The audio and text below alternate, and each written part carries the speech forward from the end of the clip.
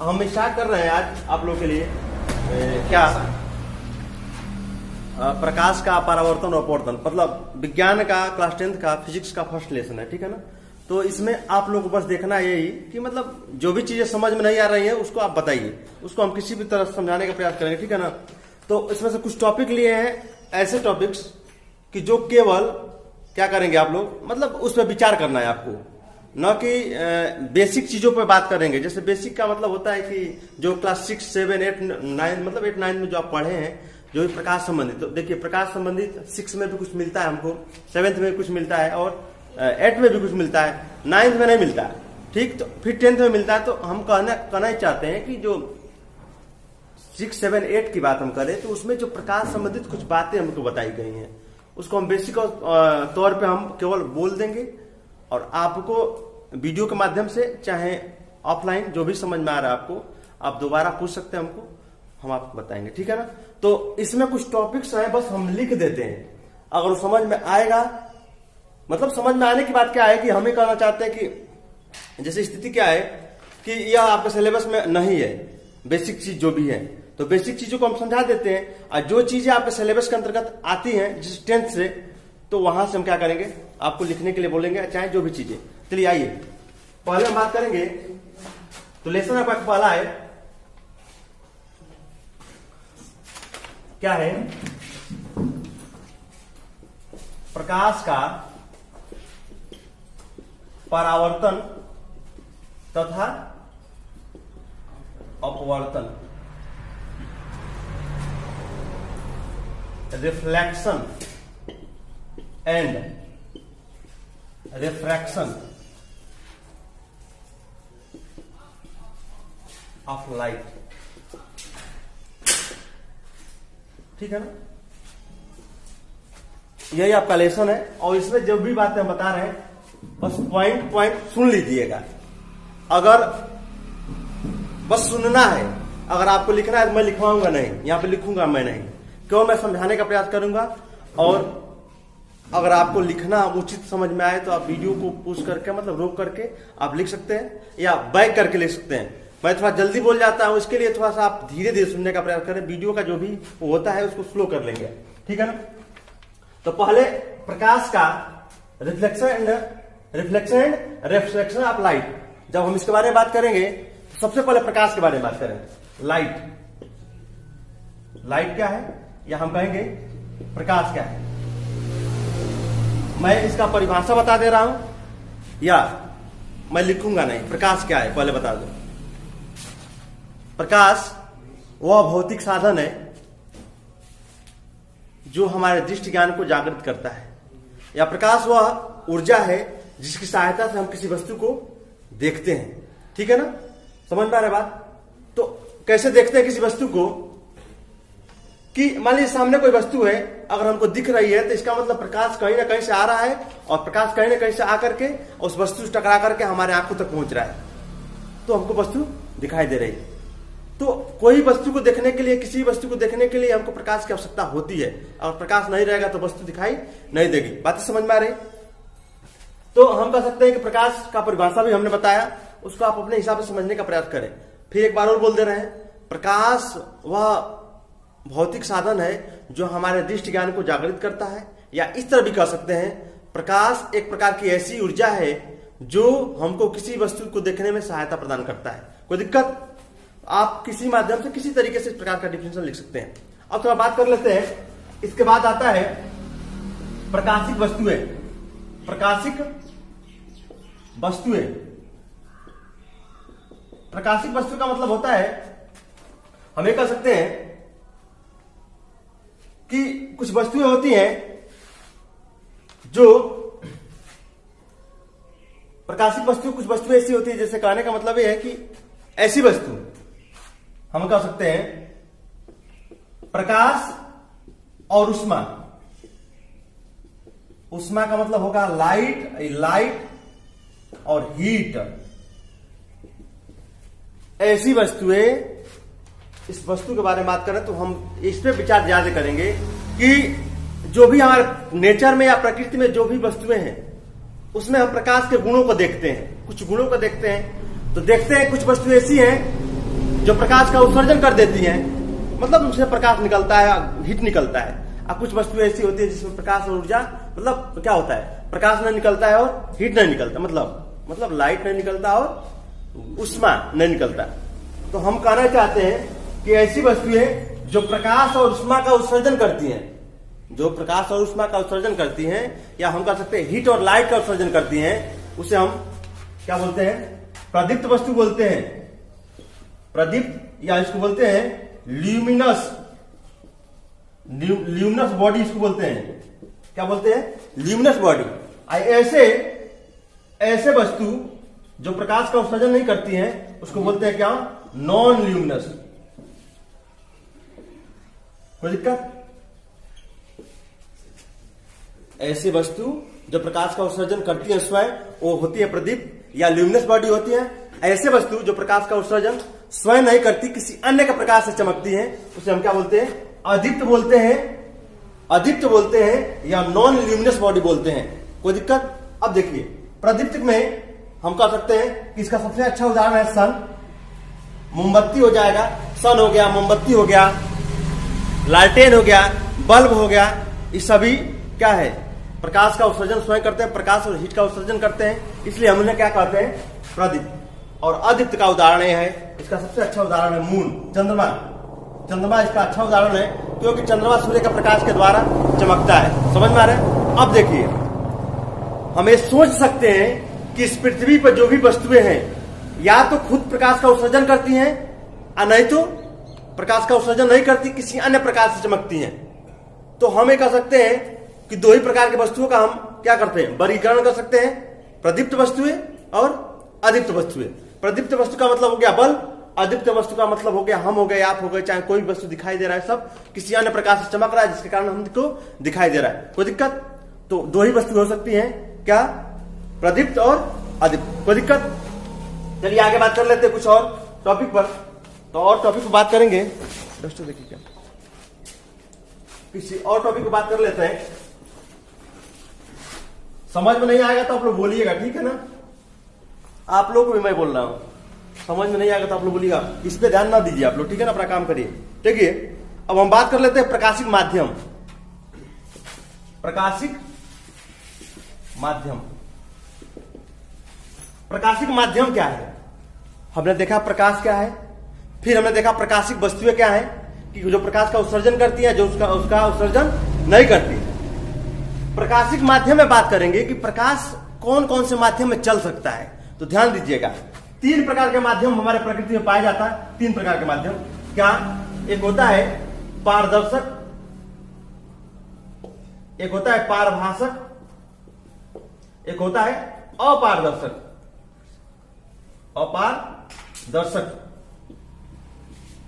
अपारदर्शक इसको बोलते हैं, पारदर्शक को बोलते हैं क्या, ट्रांसपेरेंट। क्या बोलते हैं इसको, ट्रांसपेरेंट हो गया, ठीक है ना? इसको ट्रांसपेरेंट बोलते हैं, इसको बोलते हैं ट्रांसलूसेंट, ठीक है ना? इसको बोलते हैं ओपेक बोलते हैं इसको ना। अब देखिए ट्रांसपेरेंट, अब देखिए हमारे प्रकृति में 3 प्रकार की वस्तुएं हैं जिसमें प्रकाश, मतलब कंपेयर करते हैं कि प्रकाश किसमें जा रहा है किसमें नहीं जा रहा है, ठीक? तो अब ध्यान दीजिए, जिसमें प्रकाश किरणें चली जाए उसको बोलते हैं क्या, पारदर्शक। ये हो जाएगा आपका हवा, कांच,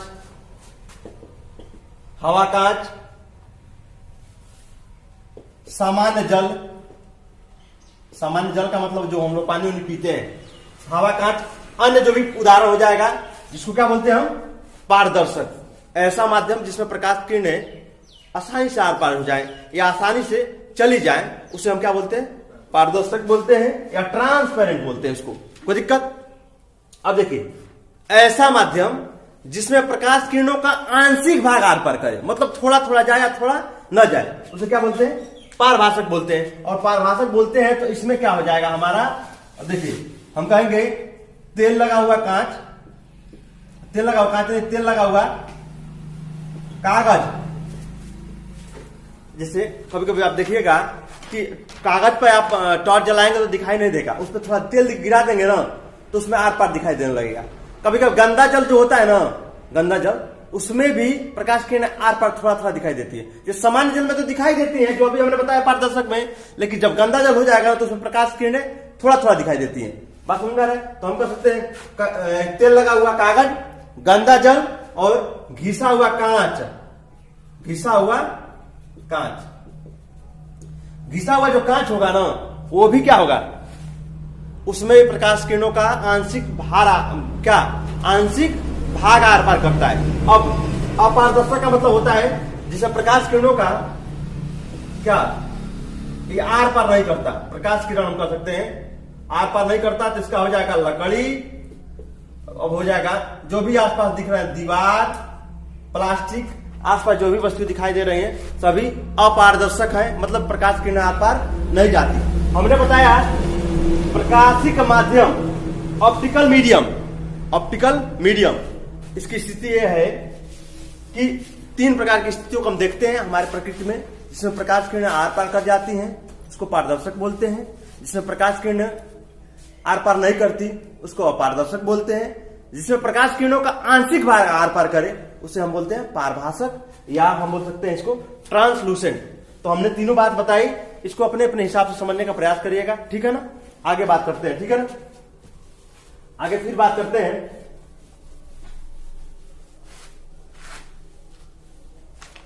और उसके बाद आगे बात करते हैं प्रकाश की किरणें या प्रकाश की किरण, रे ऑफ लाइट। प्रकाश की किरण, देखिए बाबू, प्रकाश किरण के बारे में बात कर लेते हैं।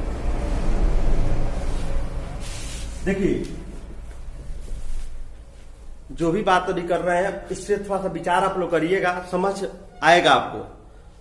हमने पहले पढ़ा कि प्रकाश क्या है, फिर दूसरी बात हमने बताई कि कौन कौन सी ऐसी वस्तु है जो प्रकाश का उत्सर्जन करती हैं और कौन ऐसी वस्तु है जो प्रकाश का उत्सर्जन नहीं करती, किसी अन्य प्रकाश से चमकती हैं।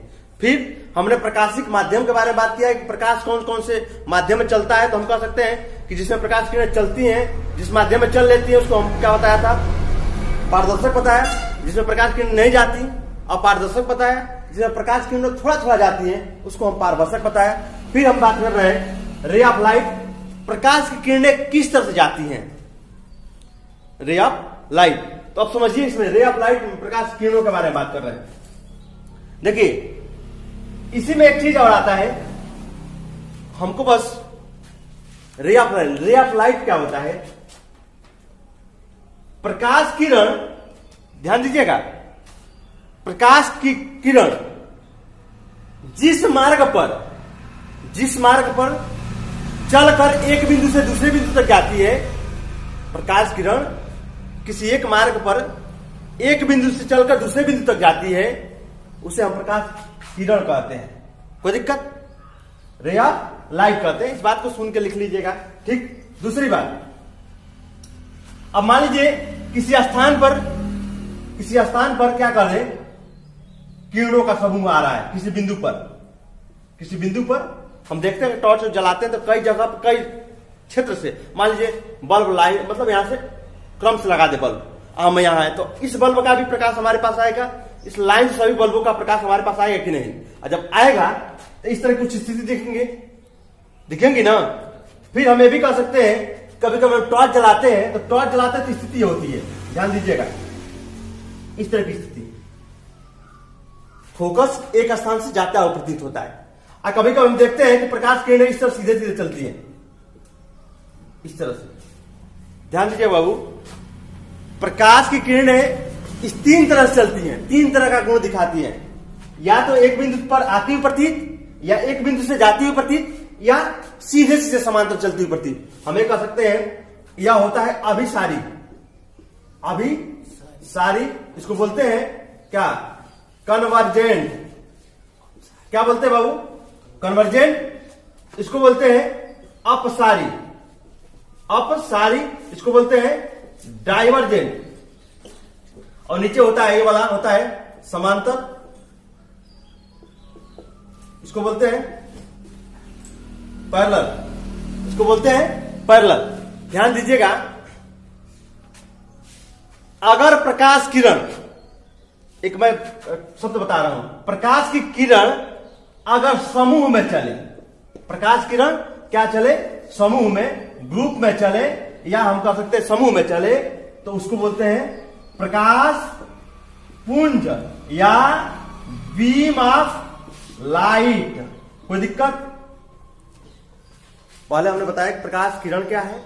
जब प्रकाश किरण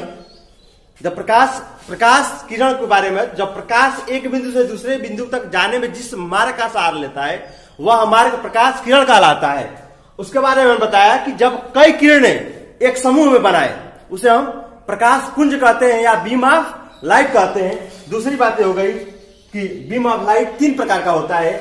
जब प्रकाश किरणें एक बिंदु पर मिलती हुई प्रतीत होंगी तो क्या होगा, अभिसारी होगा या कन्वर्जेंट होगा। जब प्रकाश किरणें एक बिंदु से जाती हुई प्रतीत होंगी तो क्या होगा, डाइवर्जेंट होगा या अपसारी होगा। जब प्रकाश किरणें समांतर चले, पैरेलल चले, तो हम उसको बोलते हैं सीधे सीधे चले, इस स्थिति को बोलेंगे प्रकाश किरणें समांतर चल रही। कोई दिक्कत इसमें तो हो तो बताए, कोई दिक्कत?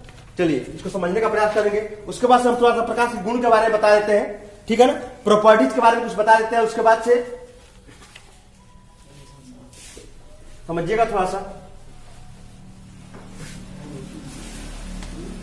देखिए हम इसके बारे में बात करेंगे, क्या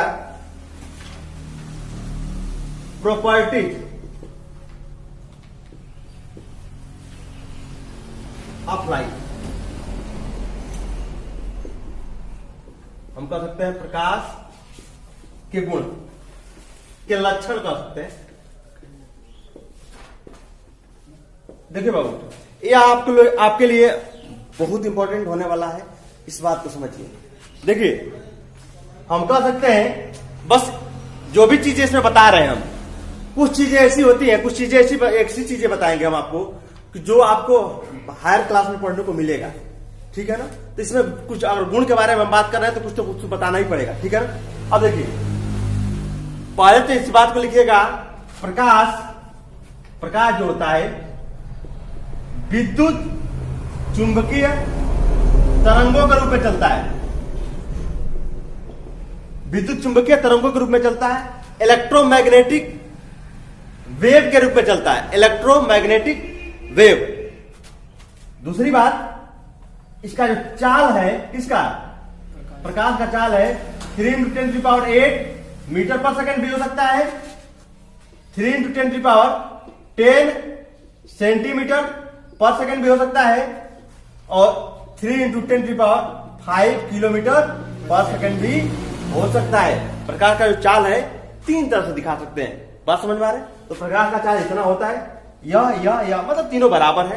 क्यों, हमने केवल मीटर को सेंटीमीटर बदल दिया, किलोमीटर में बदल दिया। कोई दिक्कत? अगली बात इसमें है कि हम कह सकते हैं कि सॉलिड में, ठोस में और द्रव में यह क्या दिखाता है, ठोस और द्रव में क्या होता है, इसका होता है परावर्तन। परावर्तन हम कह सकते हैं रिफ्लेक्शन। क्या हो सकता है, हमें कह सकते हैं ठोस और द्रव में क्या हो सकता है, इसका क्या हो सकता है बाबू, ठोस द्रव में प्रकाश किरण टकराती है और वापस जाती है, तो यह हो सकता है। हम कह सकते हैं कि अगर एक माध्यम से दूसरे माध्यम में प्रकाश किरण जाए, एक माध्यम से दूसरे माध्यम में जाए जब प्रकाश किरण, तो जो एक घटना होता है उसको क्या बोलते हैं, अपवर्तन बोलते हैं, अपवर्तन हो जाता है, ठीक है ना। फिर तीसरी बात हम बता देते हैं, प्रकाश का कुछ गुण होता है, इस गुण के बारे में हम कह सकते हैं कि दृश्य प्रकाश का तरंग दैर्घ्य क्या होता है, 3900 एंगस्ट्रॉम से लेकर के कितना होता है, 7800 एंगस्ट्रॉम तक। कितना, इतना। फिर एक और बात कर लेते हैं इसके बारे में आगे, कि इसके कणों के बारे में बात करें तो हम कहेंगे कर्ण नहीं, प्रकाश तरंग के बारे में। तो प्रकाश तरंग में क्या होता है? व्यतिकरण होता है, इंटरफेरेंस। व्यतिकरण होता है, इंटरफेरेंस।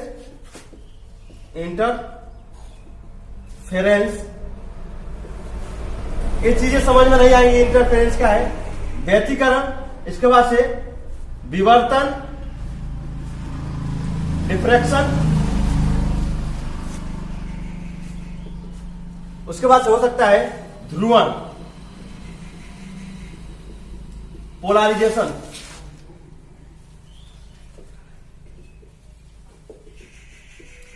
ठीक है, ये बेसिक चीज था, इसके बारे में हम समझाने का प्रयास किए आपको, और हम चाहते हैं कि मतलब आप इस चीज को थोड़ा समझे।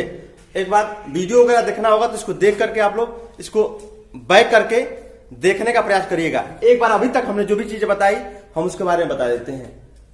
अभी हमने बताया कि प्रकाश क्या है, तो प्रकाश के बारे में हमने बताया कि प्रकाश क्या है। तो प्रकाश एक प्रकार का ऐसा ऊर्जा है जो हमें किसी वस्तु को देखने में सहायता प्रदान करता है। फिर हमने बताया प्रकाशिक वस्तुएं, ऐसी वस्तु जो प्रकाश का उत्सर्जन करती हैं और जो उत्सर्जन नहीं करती। तो उत्सर्जन करती है हमने बताया, तो उसको बताया हमने दीप्त, या हम कह सकते हैं मतलब प्रदीप्त। तो प्रदीप्त वस्तुएं ऐसी होंगी जो प्रकाश का उत्सर्जन करती है, जैसे मोमबत्ती बताया, लालटेन बताया, बल्ब बताया, सूर्य बताया, या सभी तारे जो होते हैं वो क्या करते हैं? प्रकाश का उत्सर्जन करते हैं और हीट का, इसलिए उन्हें प्रदीप्त कहते हैं। ऐसे वस्तु जो प्रकाश का उत्सर्जन नहीं करती, अन्य प्रकाश से चमकती है, उसे हम अदीप्त वस्तु कहते हैं। इतनी बात है। उसके बाद हम प्रकाशिक माध्यम के बारे में बात की कि प्रकाश किरणें किसमें किसमें जा सकती है, किसमें नहीं जा सकती।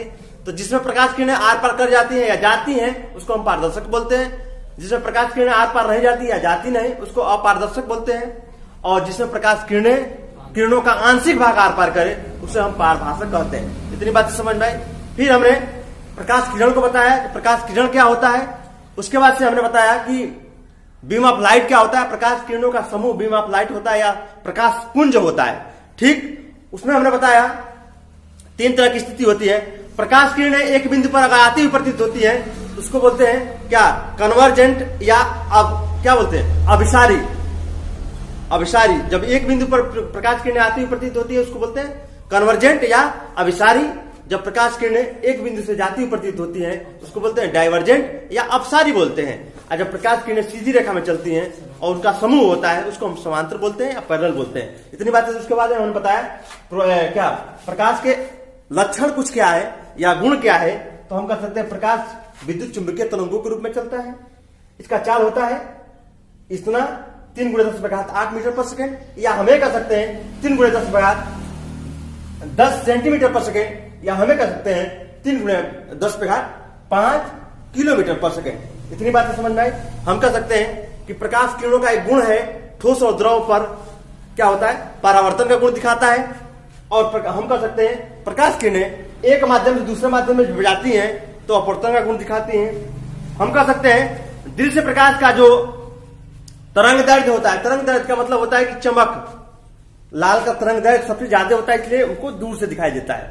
ठीक, तो उस तरह से पदार्थों में जो चमक होगी या तरंग दैर्घ्य होगा 39 एंगस्ट्रॉम से लेकर 78 एंगस्ट्रॉम के बीच में होगा।